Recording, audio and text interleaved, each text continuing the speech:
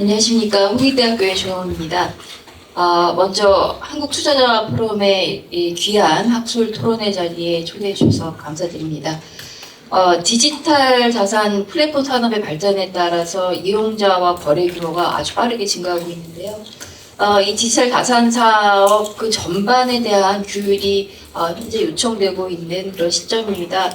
그럼에도 불구하고 아까 발표에서도 언급이 되었지만 2단계 입법으로서의 디지털 자산 기본법의 제정이 지금 국회에서 공전이 되고 있죠. 상반기에서는 이제 이미 물 건너갔고 하반기에나 논의가 될 것으로 지금 보도가 되고 있는데요.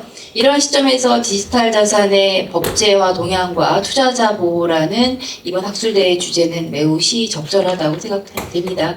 그리고 저 또한 이 토론을 준비하면서 이 두 분 발표자 분의 그 자료를 보면서 저 또한 굉장히 많이 배웠고요.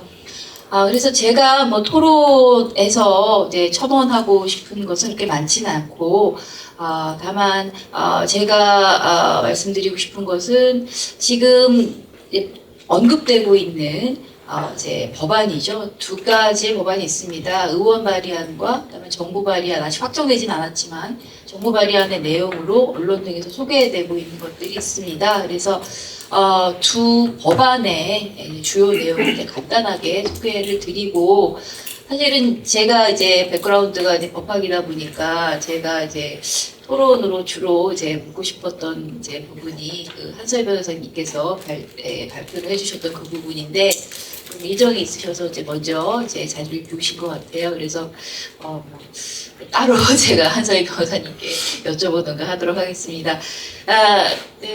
두 분께서 이미 잘 설명을 해주셨는데요.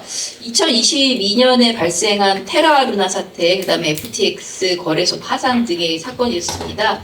이런 사건들로 인해서 국내적으로 가상자산 시장에 대한 규제가 굉장히 시급한 과제로 떠올랐고요.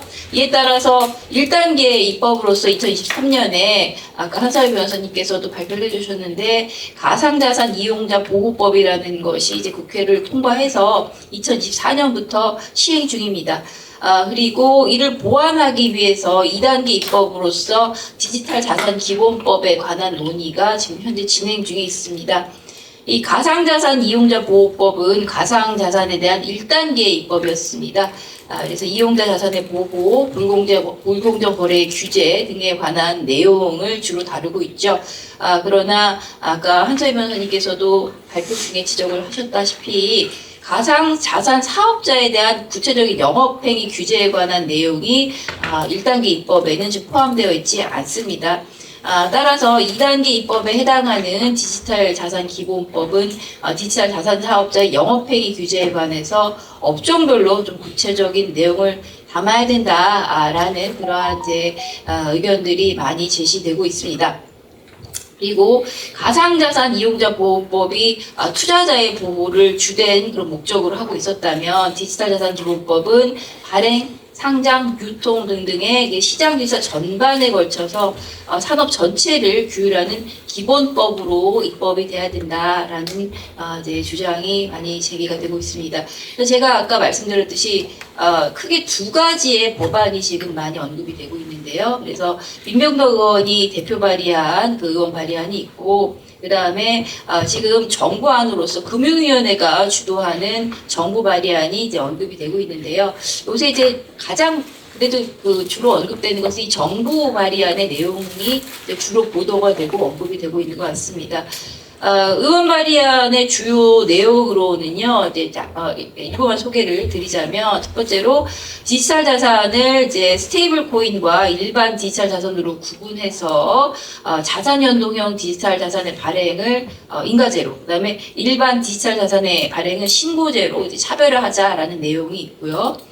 그다음에 두 번째로 각 업종별로 그 진입 장벽을 좀 달리하자. 그래서 인가제, 등록제, 신고제 등등으로 구분해서 사업의 위험도와 성격에 따라서 좀 진입 장벽을 달리하자. 그런 내용도 포함이 되어 있고요. 세 번째로 이제 디지털 자산업자가 영업 과정에서 준수해야 될 공통 영업행위 일반 원칙과 그다음에 업종별 영업행위 원칙에 대해서 또 규정하고 있습니다.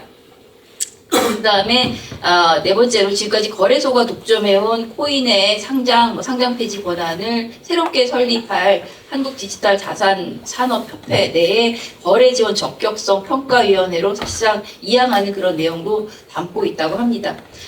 그리고 다섯 번째로 자본시장법 체계와 유사하게 불공정 거래 행위로서 미공개 중요정보 이용 행위, 시세 조정 행위, 부정거래 행위, 시장 질서 교란 행위 등을 금지하고 이러한 금지 행위를 한 자의 손해배상 책임을 규정하고 있다고 합니다.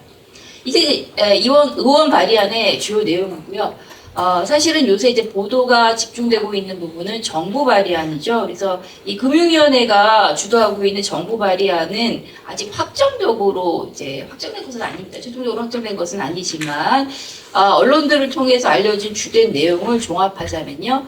첫 번째로 이 스테이블 코인에 관한 논의가 가장 핫한 뜨거운 감자인 것 같습니다. 그래서 스테이블 코인의 발행을 허용을 하되 다만 그 주체 발행 주체를 은행 등의 금융기관 수준의 그 건전성을 갖춘 자 또는 그 은행이 이제 포함되어 있는 그러한 자로 이렇게 발행 주체를 제한을 하고 두 번째로 업권별로 역시 의원 발의안과 마찬가지로 진입장벽을 달리해서 인가제, 등록제, 신고제 등으로 운용을 하자라는 내용도 공통적으로 정부 발의안에도 들어가 있는 내용이고요. 세 번째 이 내용도 지금 언론에서 많이 논의가 되고 그 다음에 그것은 이제 업계에서 많은 이제 그 저항이 있는 내용으로 보이는데요. 가상자산 거래소의 대주주의 지분을 자본시장 대체거래소 수준으로 15%에서 20%로 제한을 하자라는 내용이 지금 이제 많이 언론에 알려져 있습니다.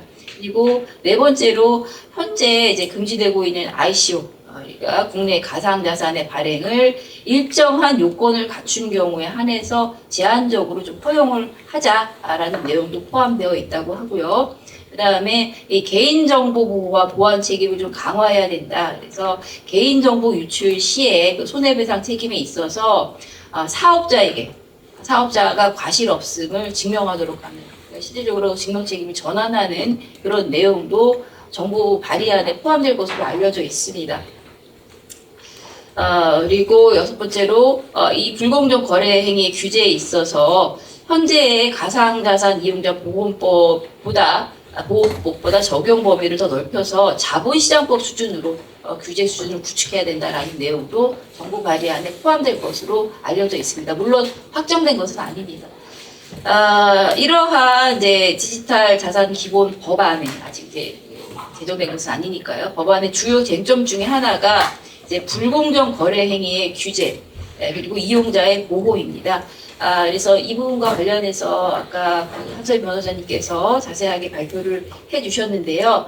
그래서 이 발전자께서는 금융소비자보호법의 6대 판매 원칙에 대해서 설명을 해주셨죠. 이것을 디지털 자산에 직접 적용할 경우에 나타날 수 있는 다양한 문제점에 관해서 구체적으로 설명을 해주셨습니다.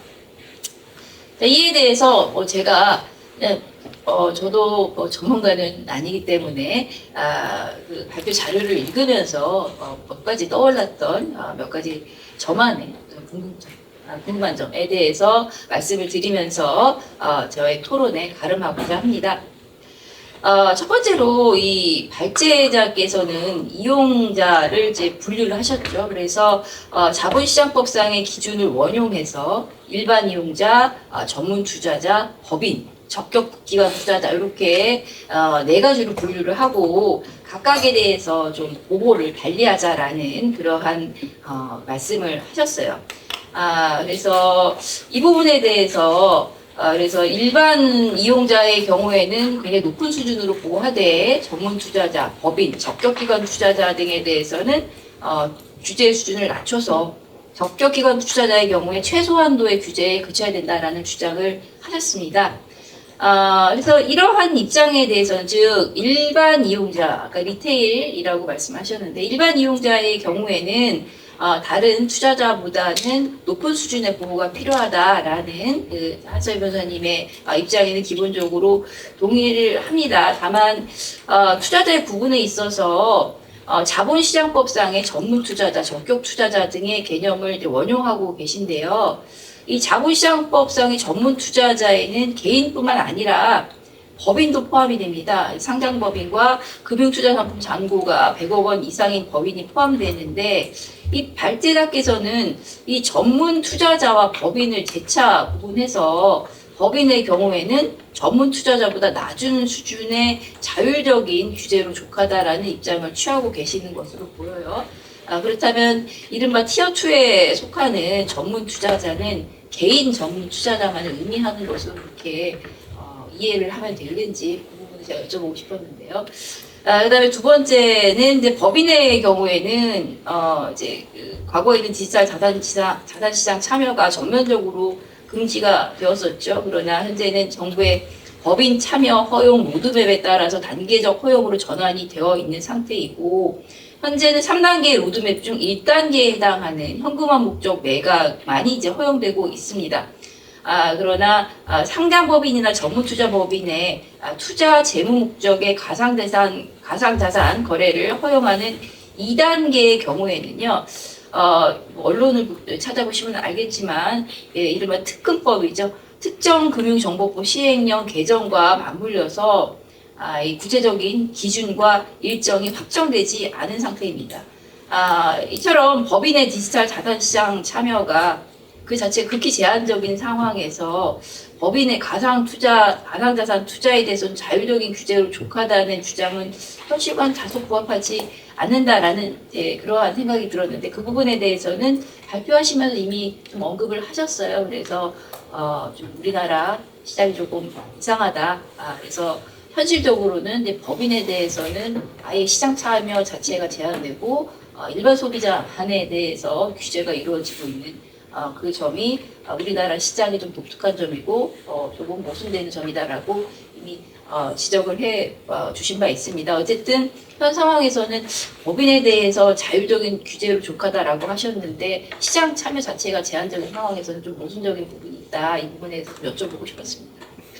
그리고 마지막으로 이 발제에 있어서 주된 주제는 아니지만 현재 디지털 자산 기본법의 제정과 관련해서 스테이블 코인의 규제 문제가 가장 많이 언급되어지는 주제인 것 같아요. 그래서 이게 가장 핵심적인 그런 쟁점으로 떠오르고 있는 것 같은데, 이제 두 분 발제자께서는 이 디지털 자산 기본법은 어떤 방식으로 스테이블 코인을 규제하는 것이 바람직한 방향일 것이다라고 생각을 하시는지, 그 중에서도 이제 시장에서 아주 가장 큰 반발을 사고 있는 쟁점 중에 하나는 가상자산 거래소의 대주주의 지분을 한 15에서 20%로 제한하자라는 그런 정부 발의안에 포함될 것으로 예측되는 내용인데요. 이에 대해서 또 어떠한 견해를 갖고 계신지 이 부분이 궁금했습니다. 두 분의 아주 훌륭한 발제 잘 들었고요. 저는 이상으로 제 토론을 마치도록 하겠습니다. 감사합니다.